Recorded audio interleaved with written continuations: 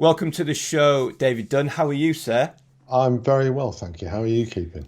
I'm excellent. I've really been looking forward to this one. I think I meant to ask you to do this a very long time ago, and I just haven't for some reason. But this podcast has had a variety of people, from James Hype to Ben Hemsley and all kinds of people. But there's something about asking people with a level of experience that often I think brings an awful lot more to the conversation, and that's obviously I'm no spring chicken myself, but I have looked forward to, for me you are very much a legend of not only kind of Manchester and the North, but the whole scene in general, and I'm looking forward to finding out so much more about you. I'm gonna just ask you to start with, before we get into the kind of the regular questions of the podcast, because it would be remiss of me to not ask you. We are now in late September, nearly October 2020.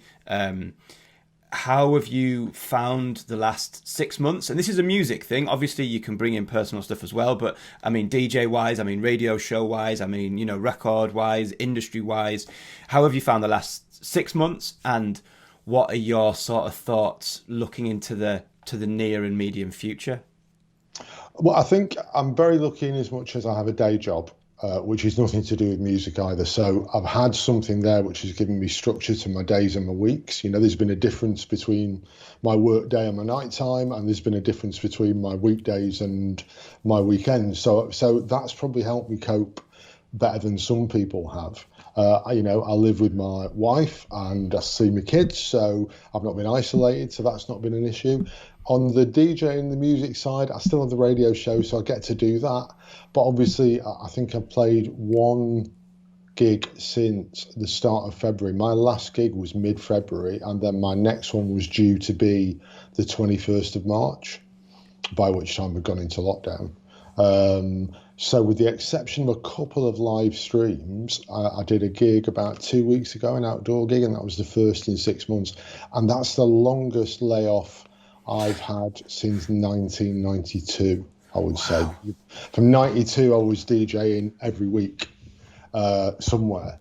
And prior to that, on and off for, God knows how long. So the first 4 weeks I found really easy. It was actually nice to have Saturdays again, because any DJ will tell you, Fridays and Saturdays, even though you might not work until 10 o'clock, all day it's on your mind and you might have prep to do. And you're thinking, you always know at the end of the day is this gig, which you hopefully are looking forward to, but it does restrict you if you've got a family, because there's only so far you can go or how long you can stay out for before you've got to get back. So the first 4 or 5 weeks, it was like, wow, this is what normal life's like. I don't remember this. And I kind of settled into it, and I had a couple of live stream things as well early on. And it was going well until I would say about 6 weeks ago, I really, really missed playing music for people. Yeah. And I was having this conversation last night with the promoter of a night that I've been resident at for 10 years in Manchester called Funkademia. And Dave always does the warm-up when he's on as well, and he really loves doing it. And we said it isn't even that we miss playing music for people, and it's certainly not the adoration, the hands in the air. It's the communal experience of being in a room with people, listening to music really loud with an atmosphere and a vibe. Yeah. And that's what I really, really miss. I miss that instant communication and being part of a group of people, because the DJ is just as much a part of it as the people on the floor and vice versa. And that's what I've really missed.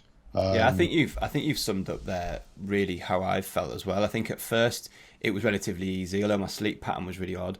It was also quite easy because no one else was doing gigs, so I didn't have like gig envy, or I was seeing someone there or here. And then I just started to realise how little I listened to me, because I was DJing 3 nights a week, sort of, for 15 years or so. I started to realise how little music I listened to in a social setting, because I was so used to playing music for 4, 5, 6 hours, 3 nights a week. And I would use that as a music listening experience, whether I was going through promos. Obviously, I would do prep for gigs, but it would be like you said, you were hearing it loud in a club, you were judging reactions. Yeah, I really found that really tough, and I still am, to be honest. To touch on the live streams, how How did you find those? How did you find them? Have you done them prior to this COVID experience? How did you find it DJing without a crowd in front of you? Did you find that you got the same satisfaction? Did it fill that void? Well, I had two. I've only done two, and I had Okay. two really, really different experiences. So the first one was part of a project called United We Stream Greater Manchester, which had been put together by Sasha Lord, who, is part of the Warehouse Project, but he's also kind of the nightlife representative for Manchester to the City Council and beyond. And he and some other people put together this series of streams every week, raising money for the nightlife industries. So, and these were high production things, so we went off to a venue called Bury Met, which is about 40 minutes drive from me. Bury's a big town outside Manchester. Okay. It's a 700 capacity venue. So we got there were 5 people there. So there was like a guy who was doing a bit of stage management, and he was also running the event. There was a couple of vision and sound mixers. Then there were 2 camera people. And we were doing it as part of Funkademia the night I mentioned before. So there was 4 of us all doing about an hour and a half each, or an hour each. And I was first on as well. And it's a very strange experience to be sterile. Yeah. And we're on a full stage setup, full stage, riser, massive LED screen behind us, full lights, full sound, full rig, everything. But there's like 4 or 5 people there. And it was really odd. Plus, I was the first on, and I was aware by this point that it'd been going a few weeks, and it was a very popular live stream, certainly in Greater Manchester and beyond. And Funkademia's been going for like 20 odd years, so a lot of people know it. So we knew there was going to be a lot of people watching, so that put a bit of pressure on. And also, to the right of my vision was the vision mixing setup, which is like 6 or 7 big, 55-inch screens showing what the cameras are doing, and there's a fixed camera as well. So out the corner of my eye, all I could see was my big fat face. And I'm thinking, like, normally at a gig, I'm as you touched, I've advanced years now. I don't jump up and down as much as I used to, simply because it'd look like my dad doing it. A bit daft, a man of my age jumping up and down, but I do get into it. But and so I'm then thinking, well, do I dance? Do I twitch? What do I do? I felt really self-conscious, and I was very nervous of making a mistake. It was a really interesting experience, something I'd never done before. So I'm really grateful we did it, and the night went down very well. So everybody was happy, but it was very odd. The next one was a Hacienda thing for a group, a private group on Facebook, which was in my conservatory. So it was a bunch of DJs all tuning in themselves. So I've kind of got my rig on my table in my back room, and I've got an iPad filming me on a step ladder, all jerry rigged up, wires everywhere, just to try and get this picture. But I decided then, because of the self-conscious bit that I'd felt, I was going to do something while the music was going. So I roped in my son, and he came and joined me. And in between the songs, I wrote down on a big pen and pad the name of the tune and the title, and would hand them to him, and he'd come up to the camera and hold them, and we'd bring them back. And I was also able to be on responding to people on Facebook. And then my wife came in, and the dogs came in, and by the end of it, we're all in this room dancing away, and it was a very, very, very different. The two were really different, and I enjoyed them both equally and found them both equally terrifying. But I'd never done them before. I think what I found, I've done a couple, and what I discovered was that from years of DJing, I almost find it difficult without a crowd, because I left to my own devices, I'm sort of like, well, what do I play next? Like, am I playing something next that is in key? Am I playing something next which is rhythmically and emotionally similar to the previous one? Because I'm so used to just, that looking up, looking for a reaction, or knowing that I'm trying to get somewhere. So I'm, working, that you said, a warm up, I'm working to a time, or knowing that the club's going to finish, so I'm working to this peak. So the idea of just standing for an hour on my own, but not on my own, but like with a camera, I really found it strange to think or know what record to play next and why I was playing it, without there being a dance floor to warm up or to really entertain or to bring down. Or I found that really odd. It's because no connection with people. That was and the one thing that I found I enjoyed in the second one, the smaller scale one, was that I could reply to people who were messaging, and I could send messages and do things. They were asking me to do things.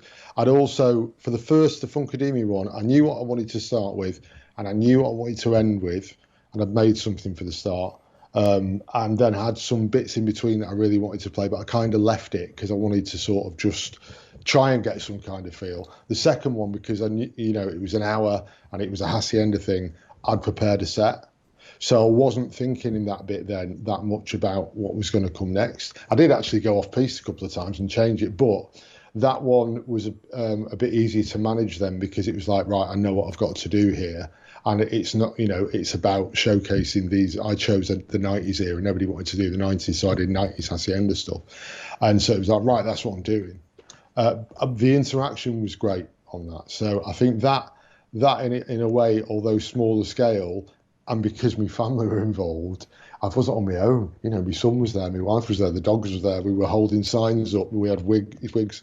It was less nerve-wracking than the other one. That's cool. Well, I think that because that was a really positive way to start the podcast, I'm not going to take us down a negative route. So we're going to start off with the sort of the structure that we always have. So I want to take you right the way back before you were a DJ, before you were buying music, before I want to take you all the way back to being really, really young, and ask you what your first memories of hearing music are. Who was playing it? What kind of genres were it? What kind of records were they, if you can remember? But we're going right back to being a really small, toddler or a young child. Who was playing the music and what was it? So I was born in 1962, so I was a 60s kid. And my dad is Irish immigrant to England. And my dad had a ritual which we did almost every weeknight without fail, which is we'd have tea. And then what would happen, and it was tea, not dinner, we'd have tea, and then we'd watch the news, and we'd watch the programme after the news till 6:30 or whatever it was. And then the TV would go off. And my dad had cobbled together, my dad was a gardener for the council, didn't earn a lot of money, but he cobbled together through bits and bobs an old amp and an old turntable and a couple of speakers, which he kept in a cupboard. So the cupboard would come open, and he'd start playing music. And my dad played Irish music with a bit of country. So from being very small, my memory of every evening was my dad would put Irish music on, and might have a bit of Elvis, but that was it. I also have an older sister who's 10 years older than me. So when I get to about, say, 1968, 1967, my sister is 16, 17 buying records, and my sister loved the Beatles, the Stones, Stax and Motown. That was it.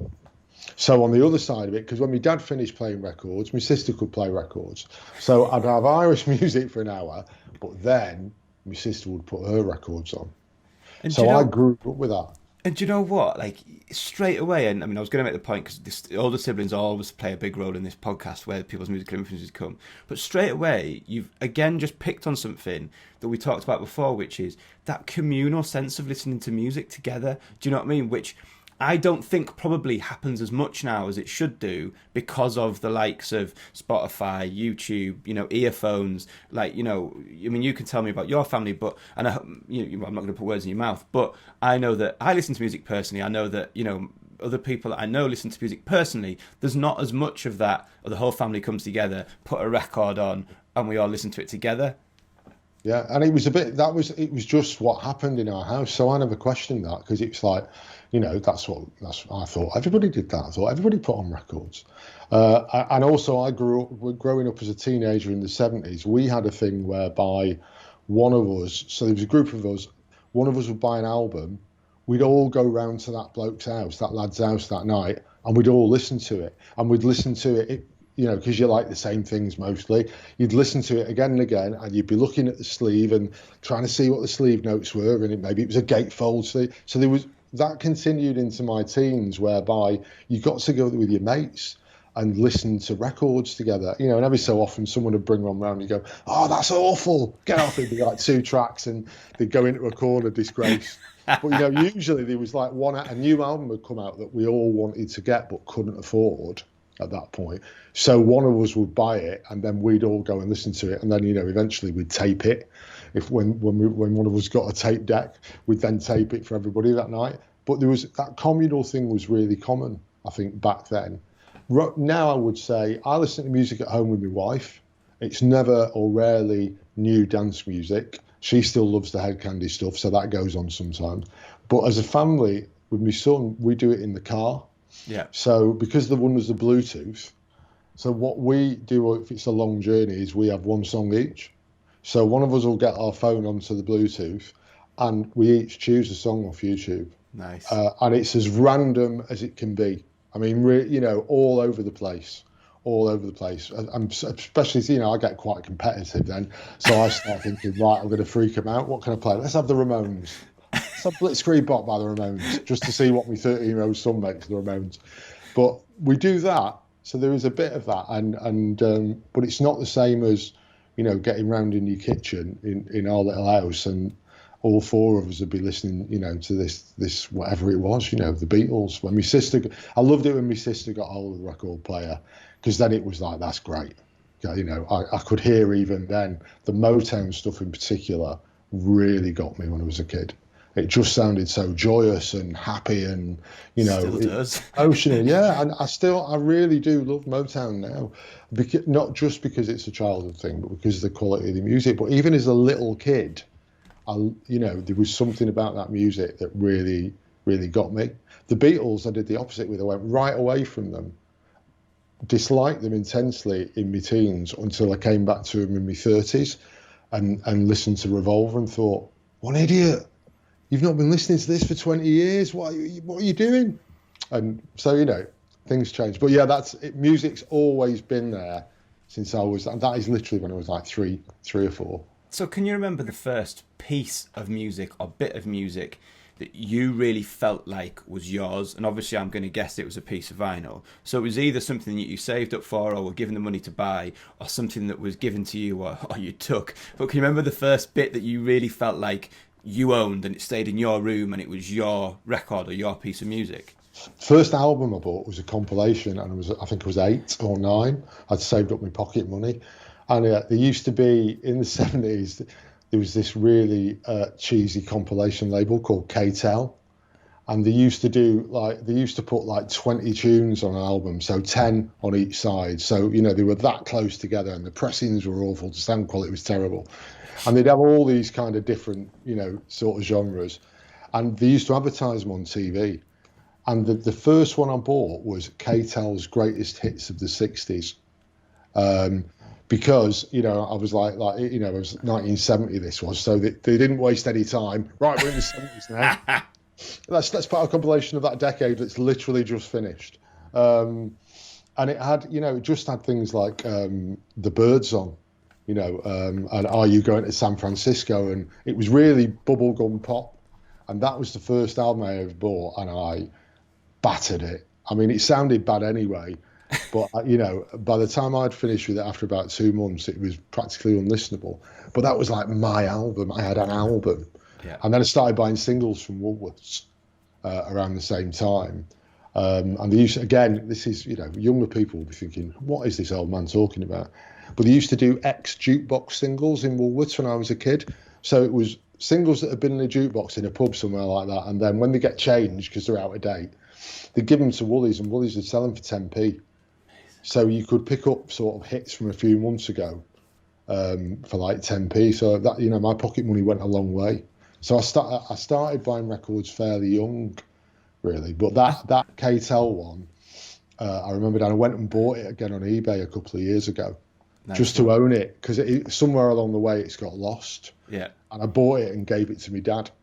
Oh, that's nice. Said, Dad, you'll remember this. He went, God, you used to bloody play that. Every night you put that album on. Every night. Bloody Mr. Tambourine Man.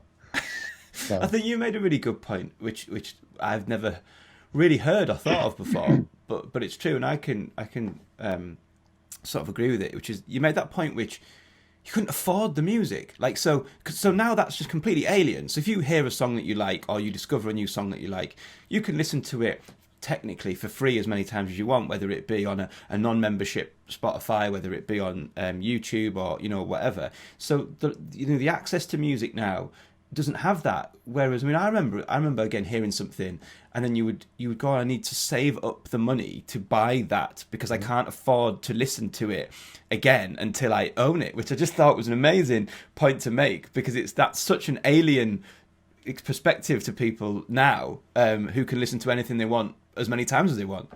There was and this goes right up until pre-streaming. There were three ways that you got music. You heard it on the radio, and everybody listened to the radio then. So you'd hear records on the radio. You might hear them maybe on a music TV program, or you went and bought them. You went into a record shop and listened to it. Because in those days, record shops would let you listen to it. So you listen to it. Which is another amazing point. And I remember doing this, buying music before you'd heard it. Do you know what I mean? So something would come out, whether it be an album, maybe more an album than a single, but you would see that a new album was out by whoever it was, and you would just buy it. You would just part with your £10-15 to buy it. I don't know if I would do that now. I think I would be like, let me just have a little flick through on iTunes, or let me have a little flick through on Beatport. But yeah, another great point, which was that you would buy music without even having heard it. If you really like those 3 or 4 songs on that album, you couldn't buy them separately unless they came out as singles. You had to buy the album. So it was kind of like, no, there's a huge chunk of your change gone, maybe just to get 5 or 6 songs that you really like. There'd always be some filler apart from those rare classic albums, which you'd skip over. But that was it. And the only other way we found out about it was music papers and music magazines, which were really big when I was a teenager, and really pushed music forward. I was 15, 16 when punk came out, and the music papers were a massive part of pushing that scene and breaking that music, more than radio. Radio, with the exception of John Peel and a couple of other notable exceptions, didn't want to go near it at first. So you would, you'd buy the NME or whatever it was, and you'd read about these bands and these records. So you wouldn't have heard them, like you say. You go to the shop and go, have you got this thing by Slaughter and the Dogs? Or, this You'd have read about it to go and buy it. And you'd be like, I want to get that. So you had a different way of coming at it as well. You were more, I think we were more open. It did mean that, as we would find out on our boys' listening nights, every so often this big new album would come out. Your mate had gone and spent his money on it, and he'd bring it round. And you'd be like, "What a dog!" That's all. You need to take that back. But you could take it back. You could just go to WH Smith's and say, "I bought this album, and it was I've got 2 of it for my birthday." And they give you your money back. That's amazing. Imagine emailing iTunes going, I don't want this new Cardi B record anymore. I'll be 79p back. So the next question, which again, it sounds a bit odd in the world that we live in now because everyone's so aware of DJs. But can you remember the first time that you were really aware of a DJ, or the fact that it was somebody's job to mix records together, to entertain people, whether it be on a dance floor or a radio station? Can you remember the first time that you just were aware that person was being a DJ? Was it someone on the radio? Was it a gig? Was it a friend that had some decks? Or what was that first memory of just the existence of a DJ? I think the thing is, I had no idea what a DJ was when I was a kid. A DJ was somebody who was on the radio. That's because that's what DJ, to me, that's what, as a child, you're not going to clubs. So back then, the idea of a DJ was somebody on the radio. So it was, and when I was a kid, it was Radio 1 was the only thing to listen to. So it'd be people like Tony Blackburn, and I assumed they chose all their music and played it themselves. That was their thing. They must choose everything that they play. Not true, obviously, but, you thought that's what it was. And then, you started hearing about these things called discos, because my sister would be talking about going into Manchester and going to the Twisted Wheel, classic Northern Soul Club and places like that. And I'd go, well, what happens? It's like, well, the DJ plays music and you dance. I'm going, well, what do you mean? Well, he's got like record players and he plays the music. It's dead loud. So somebody talk us through that again. What did he do?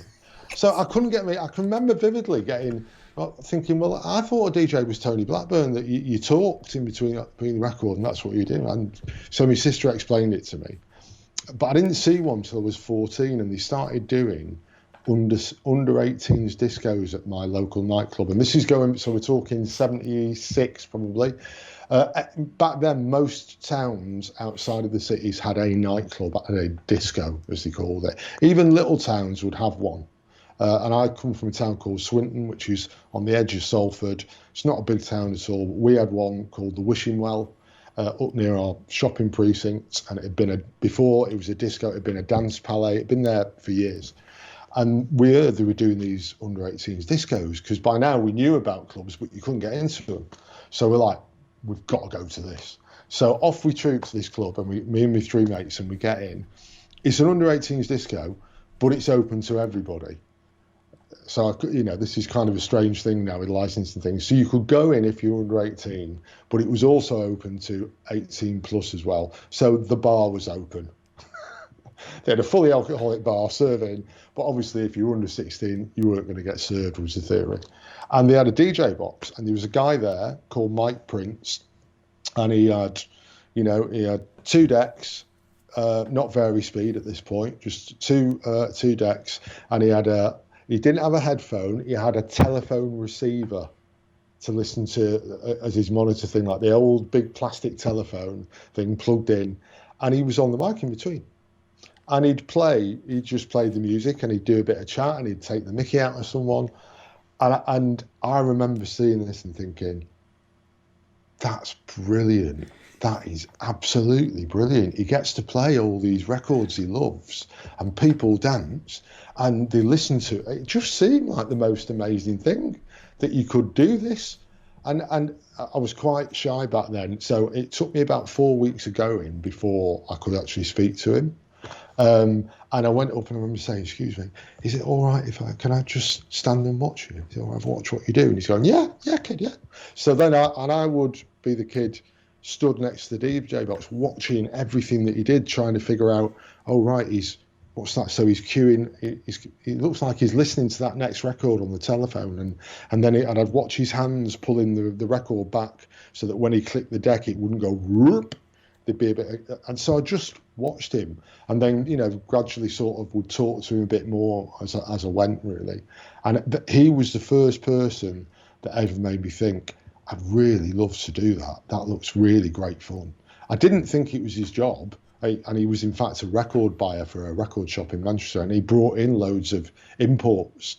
So every so often, in between playing Wings' Silly Love Songs and Kung Fu Fighting or whatever else was on, he'd put on these really obscure records that he got in to see if they worked. So I heard things there that I never heard anywhere else, quite rare records that he'd put in between the pop. And many years later, I used to tell people about this club. It closed in the 80s. And I managed to track him down when I was on Kiss in the 90s. And there was a fantastic Manchester DJ called Dave Booth, who passed away not so long ago, early this year. He was a friend of mine, and Dave used to come on my daytime show as a guest once a week to play Northern Soul. At 1 o'clock in the afternoon, Northern Soul, who knew? And him and his brother used to go to the Wishing Well. So I'd got hold of Mike, and I'd managed to arrange for him to come in as a surprise, to surprise Dave, which he did live on air. We didn't tell Dave.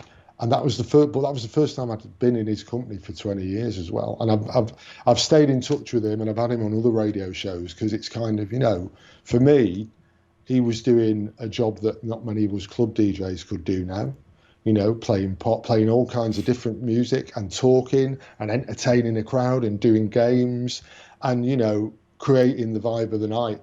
He wasn't just, he wasn't beat mixing, because there were no pitch decks. So and I'm still in touch with him. So that's a very long answer to your question. No, it's a great answer, and I'm also aware, David, like we're not literally going to be able to cover everything that you've ever done. Otherwise, it'll go on for hours. So excuse me if I do kind of skip various things, but please talk about what you want to talk about. But I guess then the next sort of segue question is, and you mentioned it there, this is brilliant and I'd love to do it. What was, because I don't think it was as easy then as it is now to decide one wants to become a DJ and one gets a controller, and, so what were the sort of steps, and how long did it sort of take for this to solidify in your mind that it was something that you wanted to do? And then what were the sort of the steps on that journey to get there? Oh, it's all completely accidental. Right. So I used to watch Mike every week, and I went to that thing for like 3 years every Wednesday. I was there every week. But I never thought I'd get a chance to do it because I thought, well, how am I going to get to DJ in a club? And then at sixth form, they decided they were going to let us have sixth form discos. So the school bought a disco kit and gave it to the student council and said, right here, you can do some sixth form discos. And I was on the student council, and they're kind of thinking, great, we'll do some discos. Who's going to play the records? And everybody go, oh, I don't know, I can't do that, Who wants to do that? Who wants to, because they're thinking, I've got to stand behind the decks all night. I can't pull, I want to be out there. So I sort of said, I've got quite a lot of records, so I wouldn't mind doing it. And they're like, right, all right, Dunne can do it. So that was it. So that's how I started doing it. So it was a sixth form disco. I got paid 50p and free pop. The first record I ever played, still own it, on 7-inch, was Since You've Been Gone by Rainbow. Wow. A classic. Yeah. And so I started doing school discos. Then I went to uni and didn't really think about it much. I used to play drums in bands. So Okay. in my mind, I was going to be a drummer in the world's most successful rock band. Yeah. And I love DJing, love records, love music, but that was kind of secondary. And when I got to uni, I found out that you could earn money in the college social club by DJing, and you get 30 quid a gig. I was on a £60 a week grant, so that was like, that's brilliant. And they bought the records. So I started doing that then, which was obviously quite different to sixth form discos, because it was quite, it was pissed up university students. Where were you at university, David? Liverpool. I was in Liverpool. Okay. So we're talking 81 to 86 I was there. So I used to do that. I used to DJ then, and that's probably when I learned about watching crowds, because that was like those university crowds then were brutal. They'd throw pints at you if they didn't like the record. There was no airs of grace. It was like, and you get a pint thrown at you. So I always say that's when I learned to try and read crowds then. And you'd have certain records you knew always worked. So that was kind of regular. And then I came home to Manchester in 86 and didn't really do anything like that for about a couple of years. I was working in radio by then, and I'd been going to the Hacienda as a punter since I got back, and went to things like the Hot Night in 87 when Acid House kicked in. And I just loved being a raver on the dance floor. I never thought I would DJ in a club. It just didn't occur to me it was possible. I'd done that at uni, but I was working in radio. I was still drumming in bands, and then I managed to persuade him to give me a show playing the music I was listening to in the Hacienda and other clubs, because there wasn't much of it on air. So what were you doing in radio prior to this that you're talking about now, prior to asking and getting a show? What were you a researcher? Were you doing advertising? Were you a producer? No. I started. I tried to get into radio in Liverpool and couldn't get in because I'd always loved radio. Yeah. And I'd been a fanatical radio listener. I just loved it. So I tried to work in it in Liverpool, couldn't get in. Came home to Manchester. It took me about a year to get a foot in the door, and I went to work on a charity appeal, because they knew that they saw the Students' Union thing, so I can organise things. And then at the end of that, managed to I'd got to know everybody. I basically worked there 9 to 5 doing that job, then was in there every night making tea for people, answering phones, going in at the weekend, just absorbing it all. And they sort of said, look, we'll have some programming jobs in about a year because we've got some things coming. Get another job here doing something else. We can teach you how to be a producer. So I got a job in clubs and concerts, sort of, doing co-promotions and going to nightclubs, sticking up Piccadilly radio banners and doing all that stuff. And all the time was learning how to edit tape, how to do interviews, how to run a desk. And then a job came up and they gave me a job as a producer, and they wanted specialist music programs. So I started doing a jazz one, because acid jazz had come through and was really big. And again, you didn't hear that on radio. You just heard Duke Ellington. So they cut me teeth doing that. And then the Hacienda had exploded. Stu Allen, who's never gets the credit he should have. Been playing house in his show on Piccadilly on a Sunday, but didn't want to do a full house show. He was playing hip hop, soul, and house, and he very kindly put me forward to do a show called the Isometric Dance Class on a Wednesday at 8 o'clock, literally playing the stuff that was in the Hacienda that I heard there. And I used to go to Eastern Bloc Records to get the records. They were the people who were selling the records to the DJs. So sometimes my show was a Wednesday, I'd go Wednesday afternoon. That record might not have got to Graham Parker, Mike Pickering and John De Silva yet. So sometimes I could get them just before they did and get them on air that night. And that's kind of when, after about a year of that, and people saying, why aren't you DJing in clubs? You've got this radio show with all these listeners on a Wednesday night.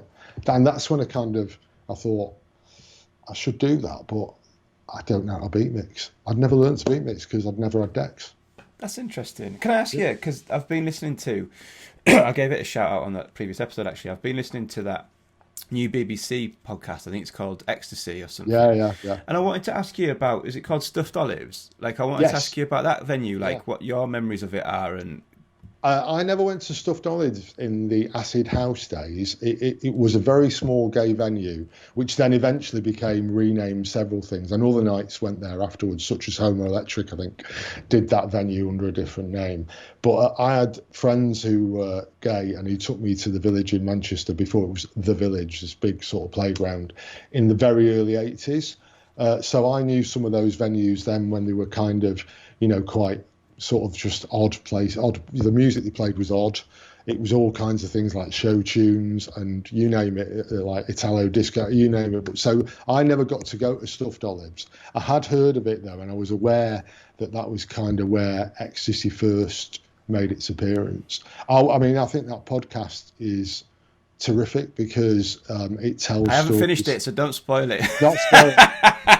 But it tells stories that you never normally hear in connection to Acid House, So the things you always hear about Acid House are Danny Rampling, Nicky Holloway, all those people bringing it back from Ibiza. And, it's the Hacienda is Graham Park and maybe sometimes Mike Pickering and nothing else, it seems to me. That's all you ever hear. So to hear those other stories, which were real and true and important, is fantastic. And I hope they do another one about Sheffield, for instance, because it was going on in Sheffield in 86, 87 with Parrot, who's now Crooked Man, who produces Rasheed Murphy's stuff. And there's other cities they could do it on. It wasn't, much though I would like to take the credit for my city, it wasn't just Manchester and London. There were other cities where there might be this one person or even pushing Stoke it. With Shelley's and Stoke, Birmingham, Glasgow, Sheffield. And I do want to keep this podcast about you, but I'd be remiss of me to ask at this point, what were your memories of the Hacienda? Do you remember the first night you went? Do you remember, just, I don't want to put words in your mouth. So what was your memories of that time and that club? My memory started about 6 weeks after it opened. So I was in Liverpool when it opened and couldn't get back. I was aware this thing was coming. I was a massive fan of Factory Records, and the bands on it. Huge Joy Division fan, then New Order fan. Everybody knew Tony Wilson. We knew this place was opening, but I couldn't get back. So I went into it on a Tuesday night, and there were, I counted them, 34 people in that club, including the bar staff. The first record playing as I went through was Bela Lugosi's Dead by Bauhaus, an old goth record. And the next record was Sweet Dreams by Eurythmics. There was nobody in it. It was cold. It was Tuesday. There was nobody there apart from me. And I spent the night round wandering it because I had never seen a club like this. This was like, what is this place? It's incredible. But most of my early 80s was Liverpool. So we'd hitch to go to gigs. Because it was, for us, the Hacienda was primarily then a gig place. So there'd be a gig on and we'd hitch on the M62 to a gig. And then in vacation, as they call it now, I'd go to, say, New Year's Eve or the Christmas parties that they do. And then when I came back to Manchester in 86, that's when I started going to things like the Thursday nights and the Friday nights. Still not all house, though. It was in there. People like Dave Haslam and Dean Johnson and those Little Martin were playing it in between. Hugh and Clark was playing it. But the primary thing for me was Hot in 1987, a Wednesday night, because that's when they let them do all night, all house music. and it was the one that had the swimming pool in. And again, it started off fairly quiet, but by the end of that summer, that place was full on a Wednesday night, and it was extraordinary. In as much as maybe a teenager today who's been at the Warehouse Project or one of the big super clubs or a festival wouldn't find it extraordinary. But when your knowledge of nightclubs at that point are really small places, generally speaking, sometimes quite tatty, and you go into this place that's got people everywhere, every corner, everywhere you can see, and the music's loud and the lights are going and it's acid house and people have got their shirts off and these whistles. It was just incredible. But you could see it over the summer. Every time you went back, it was a bit busier and it was a bit crazier. So by the time you got to sort of like September, October 87, it was off. It was on in Manchester. That was it. It was a fundamental thing for me. It changed my life because up until that point, certainly 88, I want to one day run a radio station. I'm working in radio. I want to be a program controller.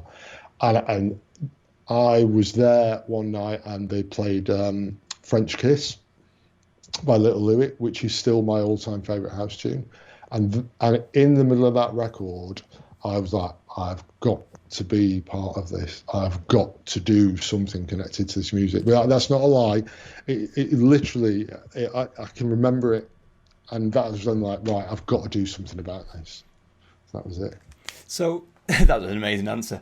But so you now, we'll move around the time-wise a little bit. So you're now doing this show on a Wednesday. Yeah. And I'm going to take you back to your previous comment, which was sort of realised people were asking why aren't we DJing, and you sort of made the comment that at this point you really weren't technically ready to DJ in a club. So what are the next sort of stages? What are the next things that happened? I used to have a DJ called Nipper. He used to be a guest. I'd try and have guest DJs on the Wednesday night show and come and do a live mix. So like Nipper used to come in. We had sort of Justin Robinson came in, a guy called Steve Williams, who was huge there at the time. And they'd come in and do live guest mixes. And Nipper and I had mutual friends as well. And he's a lovely man. And he taught me to beat mix. He showed me how to do it. And he would even bring his decks in because there were no vari-speed decks in the radio station, no Technics. He'd bring them in and leave them for me to practice on at night. So after everybody had gone home, I'd go into Studio C or whatever and set them up and practice. And I just started practicing. And we did a night in, I have to think of the time, it's probably the summer of 1990. We did a Thursday night somewhere, me and him. In this little club in Manchester. That was the first time I ever DJ'd out trying to mix. But I then moved to London for a different job. So the DJing kind of got put on the side for a bit. Okay. And I ended up working for a record company at one point. And a person who worked there became a friend of mine, was doing little house parties in his house in Brixton, and he had decks. So I became a bedroom DJ at that point with him, and I'd go out to Bruno's house in the week and we'd practice and record them and listen back to it. So we did that, and we'd do these little house parties for a couple of years. And then I came back to Manchester in 92. And by that point, I was all right on beatmix and I could get through it. And I built up the record collection. And I just started asking round and went into a place called Dry Bar, which was a separate bar owned by the Hacienda at the top end of Manchester. It was kind of the first cool bar in Manchester. They had DJs on, and I just said, "Have you got a night when I could play? Maybe, this is where I've come from. This is what I do." And then they remembered the radio show, and so they sort of said, "Well, we've got nothing on Thursday night at the moment. If you fancy Thursday nights," so I'm like, "Brilliant!" And they went, "We don't pay you though." I'm going, "Brilliant, great, not a problem." And so that was my first residency really there, Dry Bar on a Thursday. And after a year, they went, "We should probably pay you now." And I stayed there for 5 years. I did every Thursday for 5 years, apart from I think 1 week when I went on holiday, because I just didn't want to miss it. And that kind of introduced me to part of being the Hacienda family then as well. Yeah, I think that's an amazing answer, because the amount of times that people not so much now in a global pandemic, but pre a global pandemic, people would always say like, how do you get a gig? How do you get started? And I would always just say, wander around town and just go and find somewhere. Or, like, go out every night, go on Monday, Tuesday, Wednesday, Thursday, and go and find somewhere that's got a DJ booth with no one stood in it. And then go up to go and find the guys and go, can I come and play for nothing? Just let me come and play for nothing. Do a great job, be there every single week. And to tell you what, the first time the guy that does a Friday or a Saturday isn't there, they'll ask you because everyone's lazy. And you've already proved yourself. You've already proved that you come on time, you come every week. You're not even getting paid and you're there and you're on time and you're turning up. I was like, that's how I did it. Like, that's the way, go and find somewhere and get yourself into, like you just said, the family. You become part of the furniture. You become the face. You become, oh, Dunny's back in. It's Thursday night. Oh, he's done a great job again. Like, that's how you get gigs. I played at the Hacienda because I worked at Dry, because they had a spare gig going. I think the first one I did was the Christmas staff party for both Dry and the Hass, and they went, Dunny, you come and do it. Go on. So Graham was doing it, all these other people, and I was doing them all. But I didn't care. I was playing in the Hacienda for the first time. I'd stood there 4 or 5 years before thinking, I've got to be part of this. It was a dream. But that was it. Yeah, you just go and ask. I've always found asking for gigs intensely uncomfortable because I guess I fear rejection like most people. But at some point, if you're going to be a DJ, you have to push through that point of the fear of rejection. Everybody gets rejected along the way.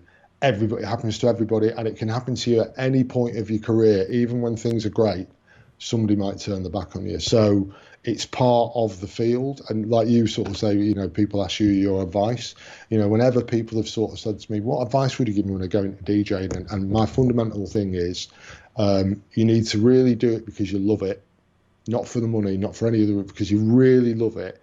And you've got to be prepared for people who are less talented than you, doing far better than you, and you getting told no a lot, because there is no justice in it.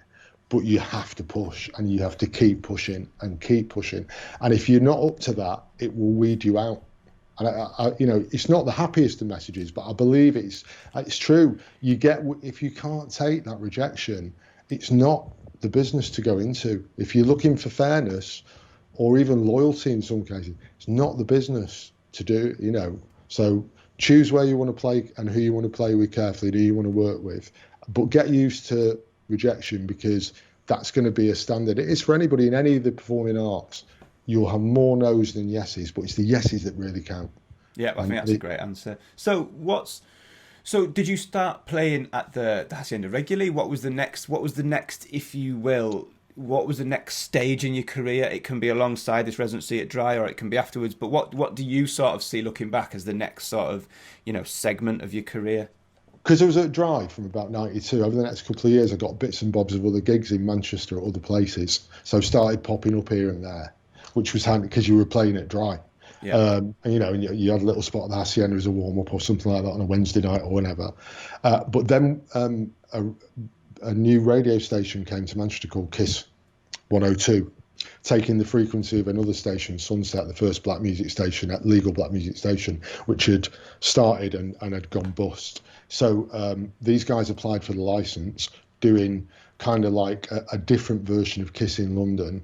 And they licensed the name from Kiss in London because they had the rights for it, and wanted to start a dance station in Manchester because it's 94 and it's huge, and there was no radio station doing that. So they got the license, and somebody, a very kind man called Pete Mitchell, who used to be on Virgin, he passed away last year, recommended me for a job there. So I got a job as head of music, doing the music, programming the music, which I'd done before, which was like fantastic. But you had to be on air as well doing that job. You couldn't just do it as a standalone. So I was on air Monday to Friday from 10 in the morning till 2 in the afternoon, and then Saturday night 6 till 9. Pretty good gig, if you ask me. It was busy, yeah. Yeah. So I lived there. I basically lived in that station because it was 94 in Manchester. You'd gone through the progressive house bit, had come in that like 91, 92, and it didn't really suit Manchester that much because Manchester likes euphoric, uplifting music by and large. It likes to put their hands in the air, Manx. Even if it's to tech house, they'll put their hands in the air. It's But a northern thing, I think. You know, like yeah, it's you know, as well as like Liverpool and Belfast and Glasgow, people like to be happy. Whereas I think sometimes, you know, I'm not blanket categorizing, but sometimes people in other cities like to be cool. Do you know what I mean? Yeah. And I think the further north you get, and I've experienced this with my gigs, the further northern you get, the more people want to be raj, the more people want to be hands in the air, bouncing off the walls, hanging off a girder, going ballistic. That's the northern work hard, party hard mantra. Yeah. So kind of the prog thing didn't really take off that much in Manchester, and it started coming. The sort of like Graham had really pushed the US vocal house thing by this point, and that had really caught on in Manchester. Plus, then the labels were signing more of that, so it was building up again. So it was a great time to be doing that, and because I was on the radio, I just got offered loads of gigs. So you know, I was working. You know, certainly by 95, 96, I would be working Friday and Saturday night, and I was still at Dry. I never stopped doing Dry, and then I'd be working Friday and Saturday. You know, Saturday very often 2 gigs, and then you'd start going outside of Manchester because you know this guy's on Kiss, and you go and play somewhere, and they'd recommend you. So I was, I was fried, to be honest, because I was working 7 days a week effectively, because there'd be Sunday gigs in Manchester. Sunday was a big going out night, and you know, and I just wanted to play, so I played a lot of places, and I think that's probably the next big progression, which you kind of look at it and go, flipping out, you know, sort of end of 93 or into 94, I'm doing like a couple of gigs a week, and then 2 years later, you're off, you know, do you want to go and do the Kiss and Ibiza trip? Yeah, I'll go and do the Kiss and Ibiza trip, off you go. You land in Ibiza, your first gig's at Mambo, then you go and do Es Paradis, then you do Amnesia, then you do Space, and you know, madness really. But again, this is why I say what I say. You've got to get used to people who aren't as talented as you doing better.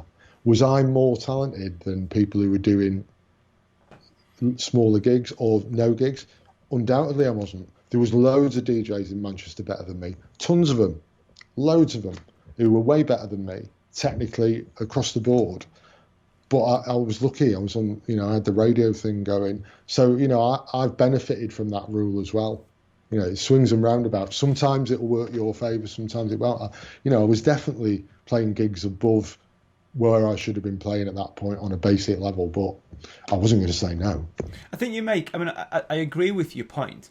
And I think that the caveat that I would add on is that everyone in the industry, to a certain extent, has their angle or an angle. Do you know what I mean? And sometimes that's accidental. Sometimes it's an angle that someone's very much working. Now, whether that's you are the little brother or the son of someone that's very important, whether that's that you are on a radio station by hook or by crook or by luck or by talent, whether that's you've written a one-hit wonder yourself or had a one-hit wonder written for you, whether you were the original resident at a club that became iconic, like all of these things, I don't think lessen, you know, your influence on your ability to be a DJ. But you are completely correct. That doesn't always make you better than that kid who was unfortunately, you know, not the son of a big record label boss or club owner and didn't happen to win a DJ competition and get onto a radio station, or didn't happen to be the first resident at, you know, a groundbreaking venue. So, yeah, I definitely agree with you, and I would definitely sort of, you know, harbour your words that there's been plenty of DJs that I've seen that have been much better than me,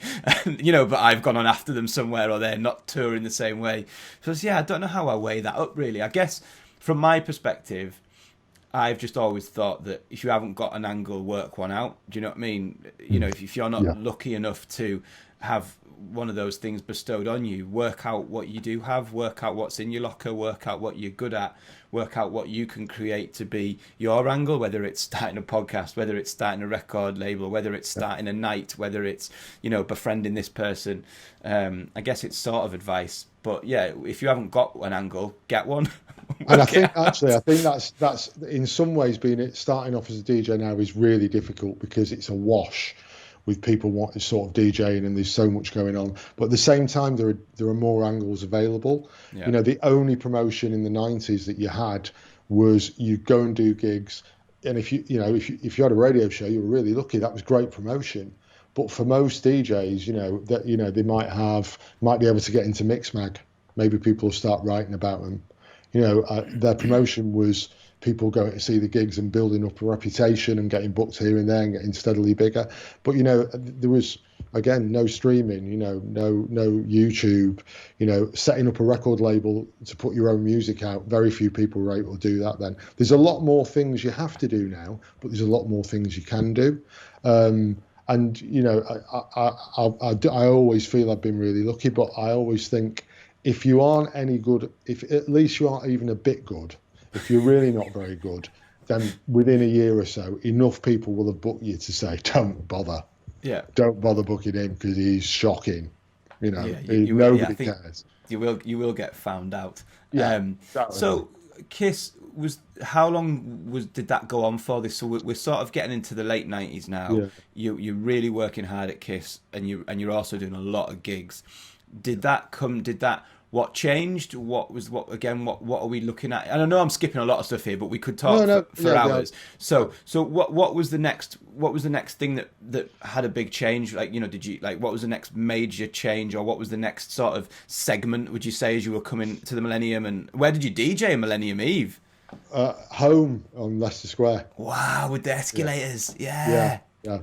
So 97, as we went, it's sort of like getting past 97, I'd done Kiss in Ibiza again and came back from Kiss in Ibiza, but there'd been a lot of rumours about the radio station possibly being sold, and I found out subsequently, because it did really well in Manchester. Like, any time you went into a garage or a shop or got in a taxi or any of that stuff, you heard it. Everybody had it on, every student had it on, everybody in the 25.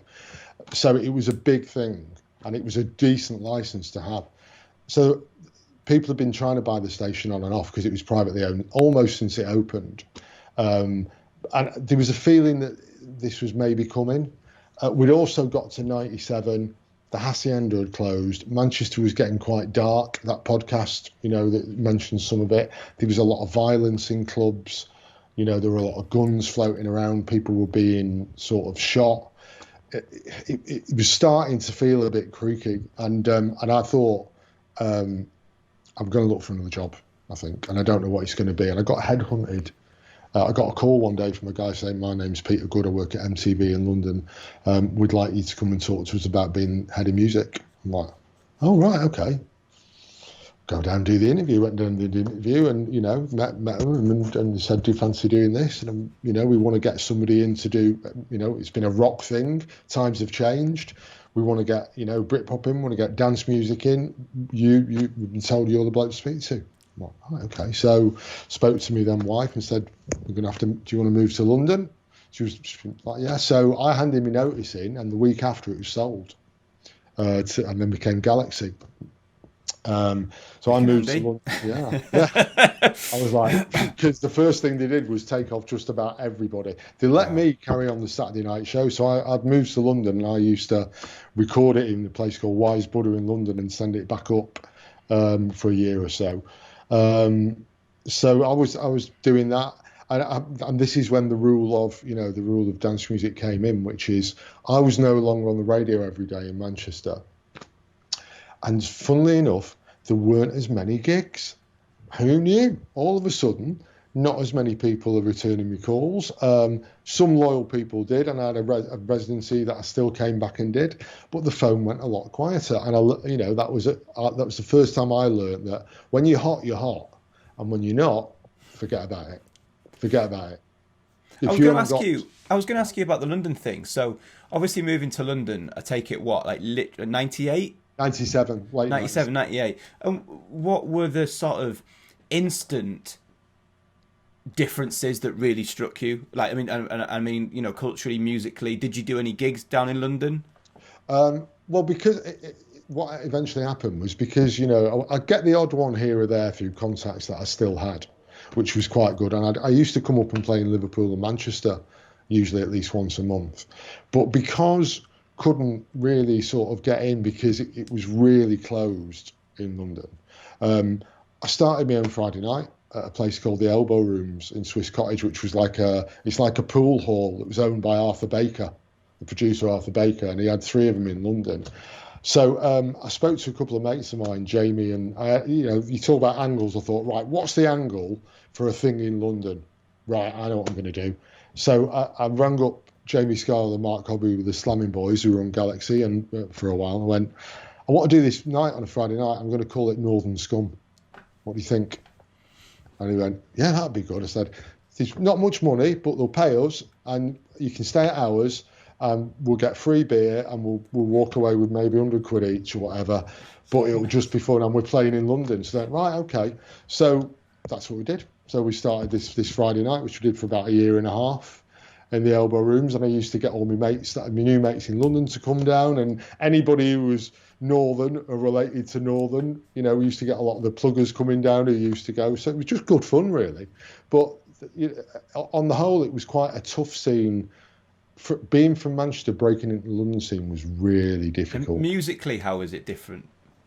In '97, it's the bulk of it was then, especially once you got into '98, '99, was trance was everywhere.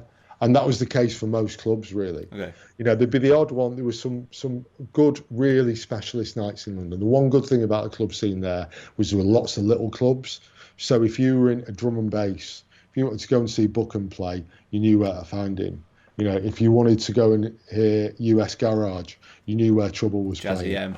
You knew, what I mean? Outside of the Ministry of Sound, there was lots of places to kind of go to. And that was the great thing about it.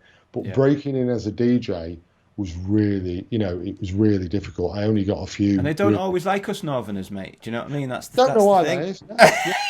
I know. And there was, if I'm honest, and it was a bit like, oh, who's this bloody mank, Northern monkey coming down thinking he can get some gigs.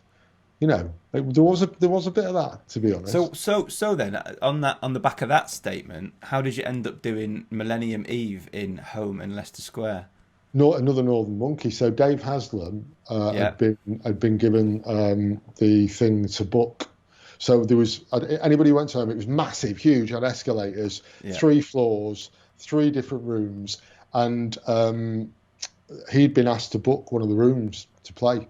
So because I was living in London as well, so because I've known Dave a long time, so he rang me up and said, "Do you want to play here on New Year's Eve?" And I'm like, "Yeah, that sounds brilliant." And he said, "I'll do midnight. I don't mind doing midnight." And I'm going, "Okay." So I went and watched the firework display off the balcony outside in, this incredible firework display they did at Millennium. And then got the early tube home with my record. Well, I was supposed to be just around the corner, actually. So at that time, I'd gone to acting school in London, and I was DJing at the Sports Cafe, which was like just around the corner. Yeah. And I was doing like Friday night or something. Another one of those things when I was a bear, and I got down there, wandered in one night in Freshers Week or something, told the manager that the DJ was rubbish and that I was better than him, just drunk and full of idiocy. And he went, "All right, give me your phone number then." Thought nothing of it. Got called up a few weeks later. He said, "We're going to give you a trial." And then I was like, "All right, cool." And he said, "Oh, it's 250 quid. We'll give you your dinner and we'll pay your taxi home. Is that all right?" And I was like, yeah, can manage. Yeah. I was like, I suppose. Do you know what I mean? I was like, I'd come from up north where I think I was maybe getting 100 quid a night anyway, and they'd laugh at you if you said you wanted a taxi home or anything. But I was booked to do Millennium Eve, and then it ended up that I grew up in Carlisle, and it ended up that I got offered like a load of money to do a place in Carlisle, and all my pals were there, so I went back up there. But yeah, funny, I should have been just round the corner. I think you had the better night, I can tell you. You definitely had the better night. So we've now entered into the wonderful, glorious new millennium of the 2000s. What happens to you in that first decade in those noughties? I ended up working. I had another job in between MTV and then I went to work for a station called Atlantic 252 as a program director. Amazing. And I was based in Ireland for a year and a half. And we put a dance music show on there, which, dance music on long wave radio, madness. But we toured that. So I started DJing again on that tour at weekends. So we went all over the UK and Ireland. So I went to some places I couldn't barely spell. And that was fantastic just to go and do it. And we did it live on air. So it was a live broadcast and we'd have the residents on and whichever guest they had. So we did that for a year and a bit. And then I went to work at Ministry of Sound to set up their radio division because they'd finally got the idea, actually, we should be doing radio. So did that for a year and a half and sort of continued doing a bit of Northern Scum and continued doing a bit of that of the BPM thing for a while, and then started doing some bits and bobs for Ministry. And then came back up to Manchester in '93 because my then wife's father was really ill.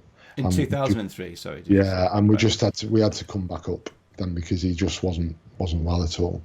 I'd actually started working for Hed Kandi, producing their radio show. So I was in between jobs. I'm thinking, oh God, I'm going to give up on radio. I've had enough of radio. The jobs are too unstable. I had a little girl by now. And then got a call from somebody sort of saying, "We've got this radio show that's on Jazz FM and it's gone on to Galaxy, but they're going to take it off because it sounds shit. The music's great, but it sounds dreadful. Do you fancy a few days a week as a producer?" And I'm not working at this point. I'm thinking that's good. Yeah. And they sort of said, "We'll pay you this a day," and I'm like, brilliant. Oh, that's great. Thanks. Yeah, thanks, John. Yeah. And you can maybe produce another show as well while you're there. We'll give you another day rate. So I ended up working at Jazz FM in Edgware Road for 4 days a week. And then we had to start working on the Hed Kandi show, just producing it. And we had to move back up at that point. But GMG, the guys there, John, in fact, the two Johns, both very kindly said, "Look, this is working really well. Galaxy are dead happy. We're happy. We'll pay you train fare if you'll come down 3 days a week. If you can find somewhere to stay and do it in 3 days, we'll pay you train fare and we'll let you do that. We'll keep your job." So I'm like, right. So did that. And then about a year in, so about 2004, after a year of working for Hed Kandi and still doing my little gigs, they finally asked me to DJ for them. And I've been dropping pretty big hints for that 6 months, to be fair. Pretty big hints. Are you working with, is Mark Doyle presenting it? Mark's presenting it, yeah. And Andy Norman's there. And, the way they did the show before I did it was they got in a studio with 2 decks and a microphone over the decks and mixed it and did the links live, which is great in theory, but you're never going to get a really tightly produced show. Yeah. Maybe as Tim, I'll say that again, as the secret DJ has written about, most radio shows that you hear are all produced to death. Even the live ones, they are cut up, edited, everything is tight. And so you become used to that as a sound. So that's what I did with their show. I'd get them to do the mixes, I'd edit them, I'd write a script, get them to record it, cut the links down, fit it in and make it tight. So suddenly the show sounded a lot better just because there was some like a radio show. Yeah, it sounded like a radio show. I wasn't doing anything groundbreaking. It was just doing. I had this same conversation on the last podcast with Nadia Lucy, and I was talking about, and you all know this obviously, talking about the back of the dark days of making a DJ mix. Do you know what I mean? And you'd set up your decks, you'd plug in your mini disc recorder or whatever it was, and you'd head off on your journey. And if you fucked it up, you'd have to start again and everything else. And then I used to, then for a few years, I would start to record live sets from clubs. And if I was super lucky, I'd have FX mics and things like that. And you'd be doing dropouts for sing-alongs, or you'd be doing silly stuff.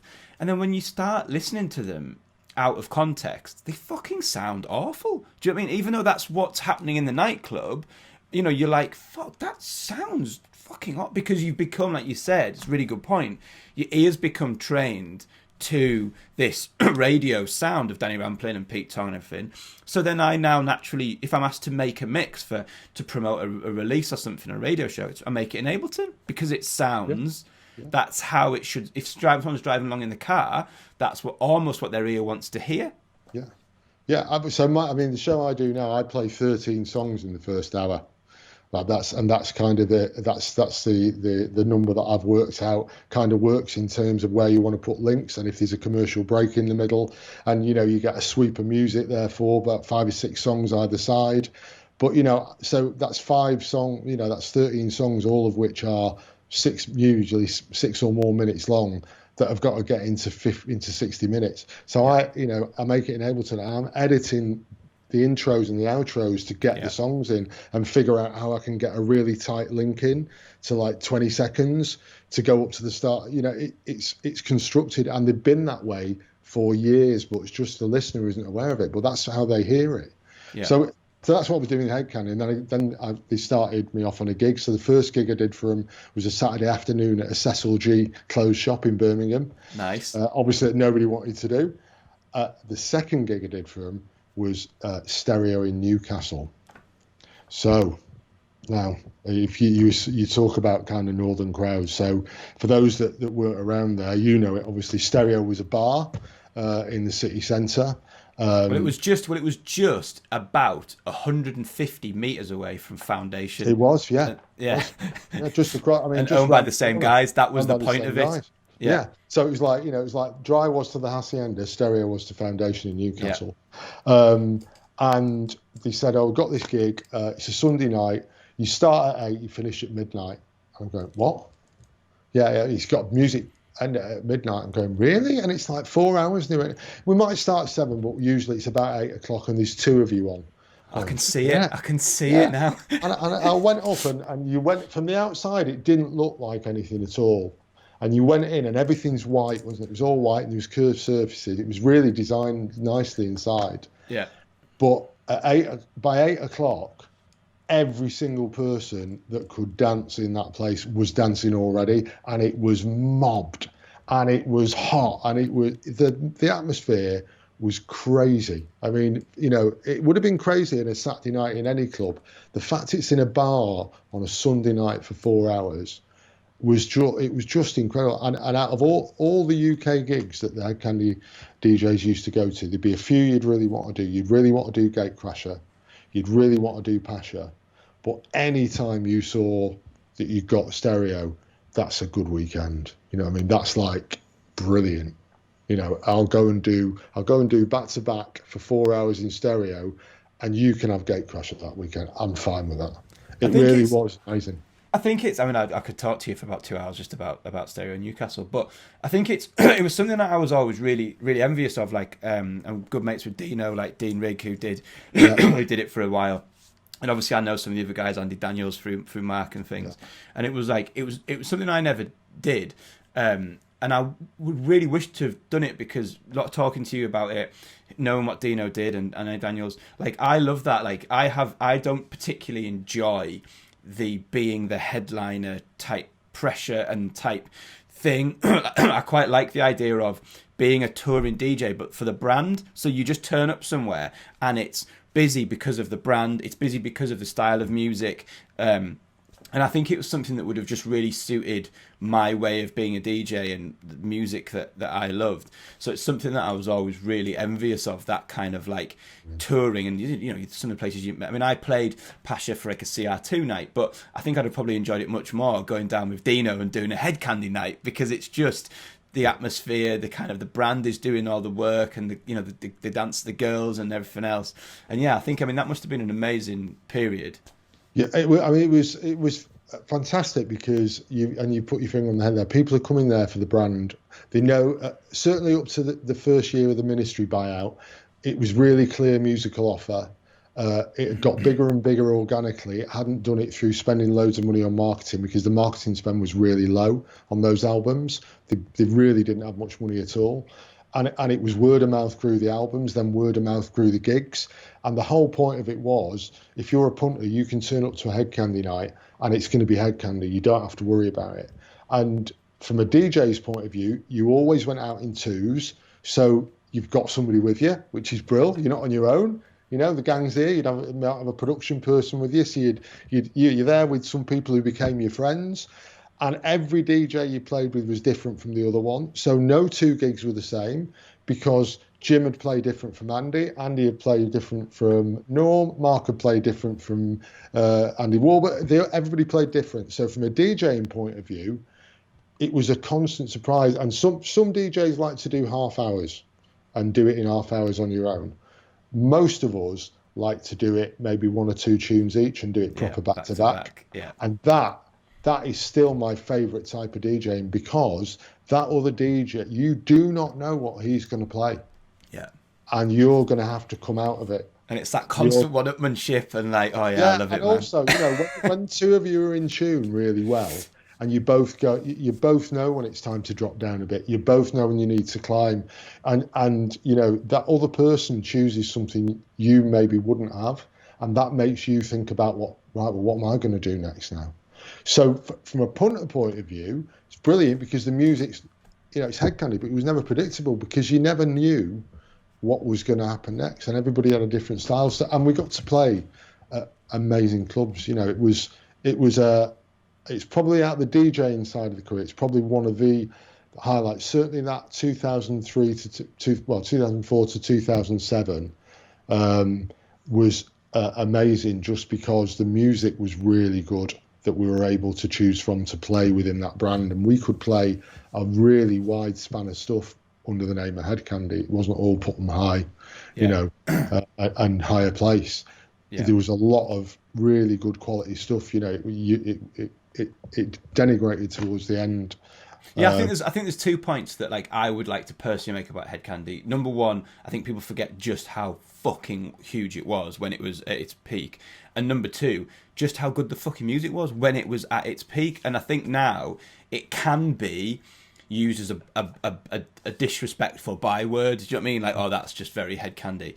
But like you say, that I think is very unfair on it as a musical brand, because I mean, I remember going to Stereo, I remember going to different nights, and musically, yeah, it was phenomenal. You know, really, I mean, it's, to be honest, I'd say at its peak, and people might not remember it like this, but for me, Hed Kandi at its peak is really all, in a way, what Glitterbox is now.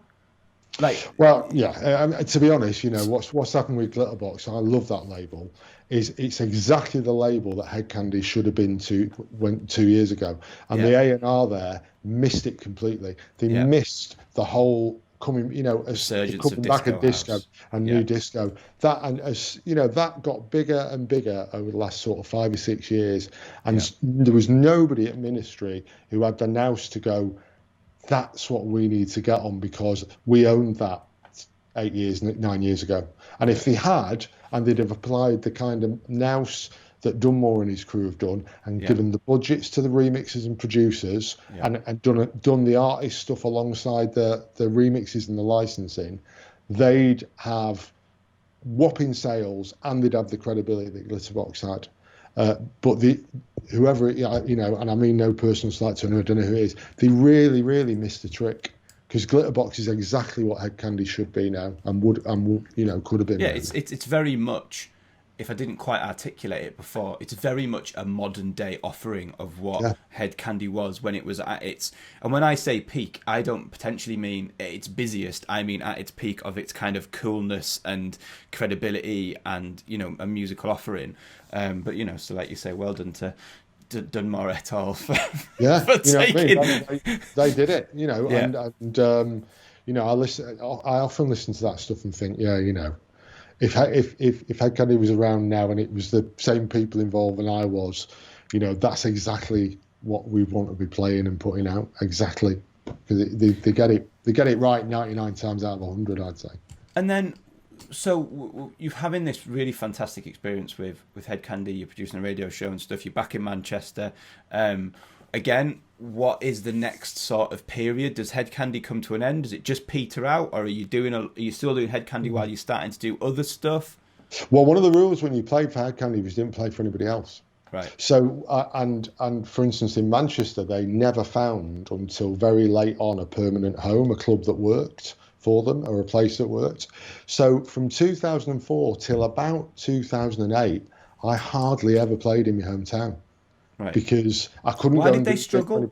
Why do you think they struggled to find a home in Manchester? I think the early days when Mark was still involved, it was because he couldn't find a club that had the mixture of the right interior and the right crowd.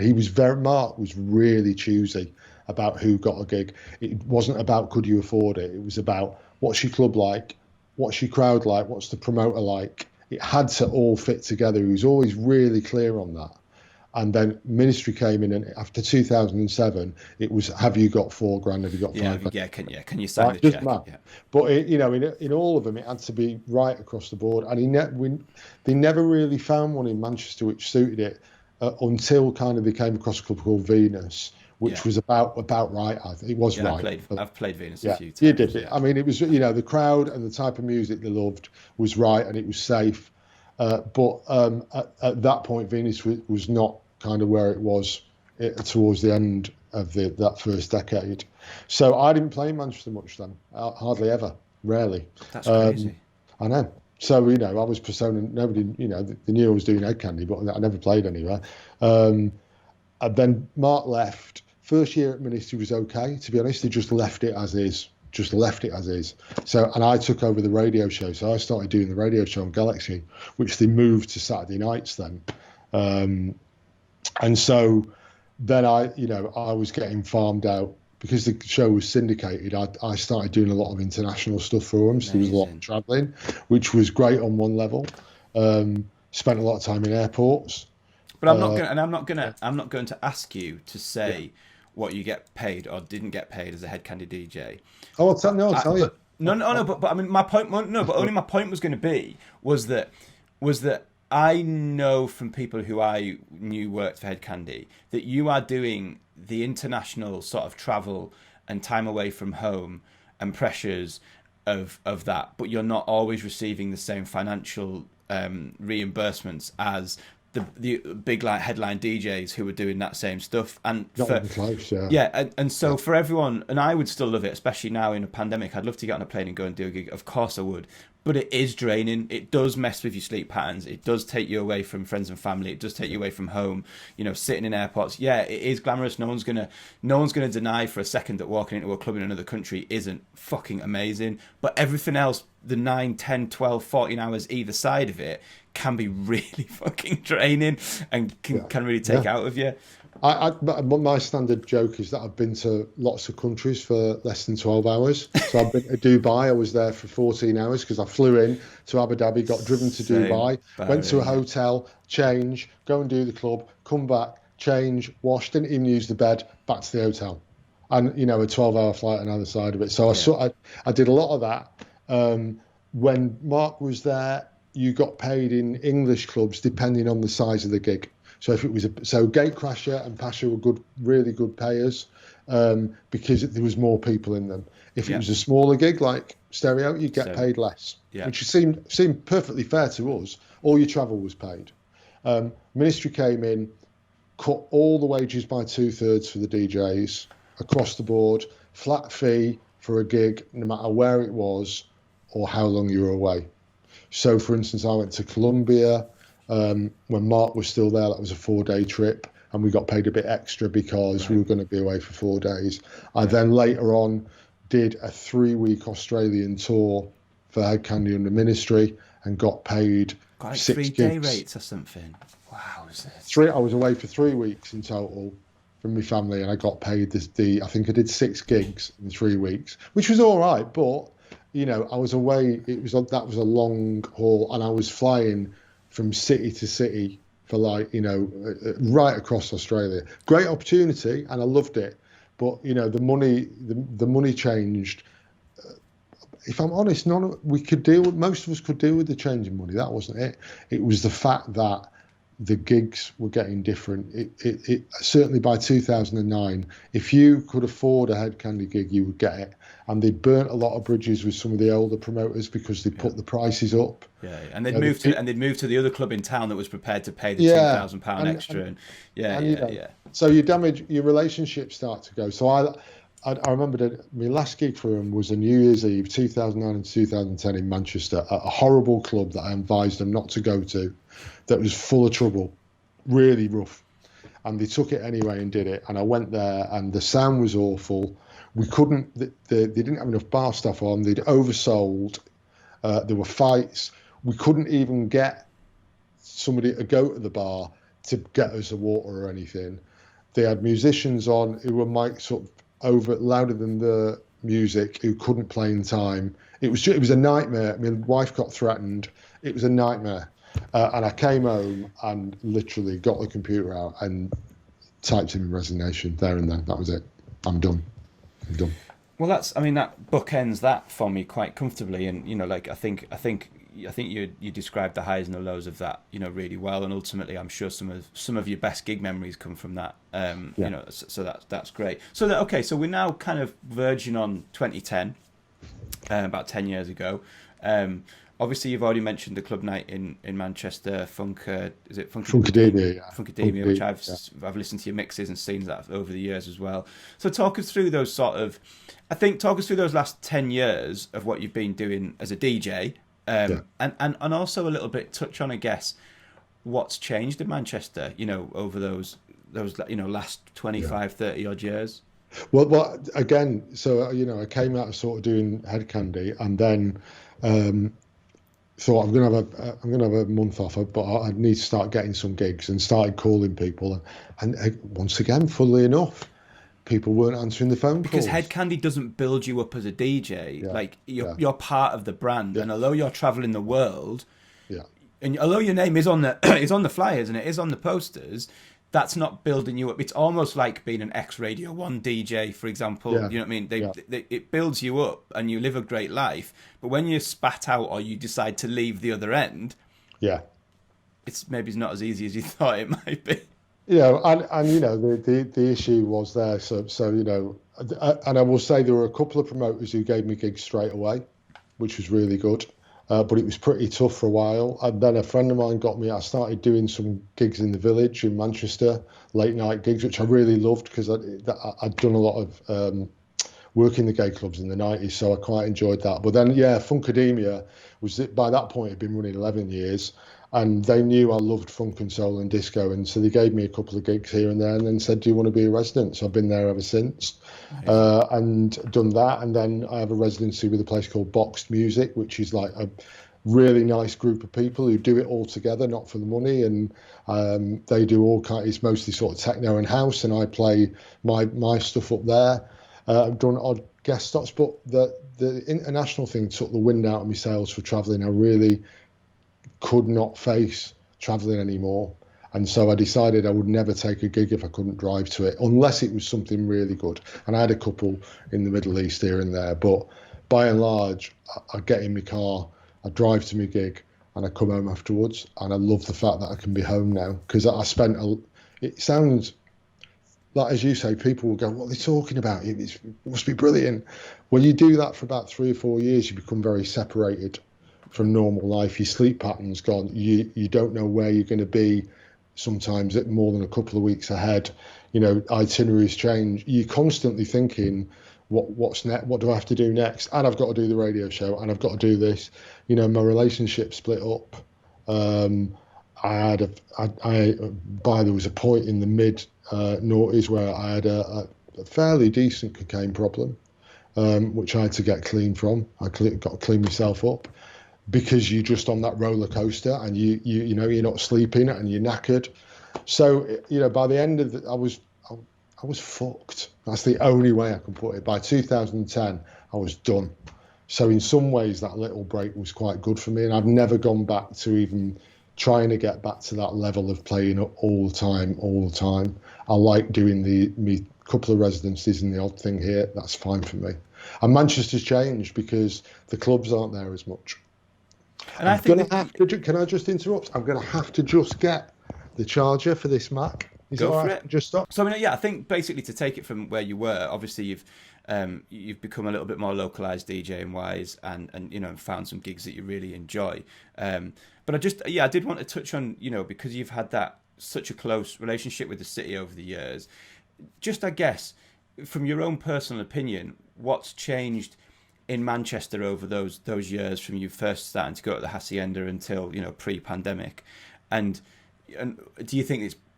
I was going to make the point about you mentioned every small town used to have a nightclub, and a lot of those have closed. And I guess the question I'm asking you is just what do you notice that's changed, and do you think it is positive or negative things, and what's your overall sort of view of where we were? I mean, we'll touch on the pandemic before we finish, but let's just keep this answer up until the end of last year or something.